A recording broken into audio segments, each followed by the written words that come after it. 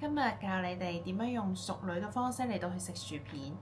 當你諗住食薯片嘅時候，咁啱見到要開包裝，而隔離又有你心儀嘅男生嘅時候，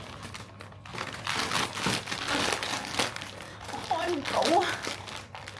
呢個時候就係揾隔離你心儀嘅對象去幫你開呢一包薯片嘅時候啦，都係佢展示佢自己大隻嘅一刻。所以呢個時候你要扮到弱質女子，連包薯片都開唔到，咁就啱噶啦。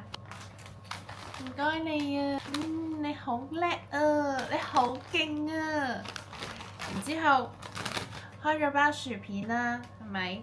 咁人哋咧通常就係一口咁食嘅。咁作為一個淑女應該要點食呢？慢慢去細嚼呢一塊薯片。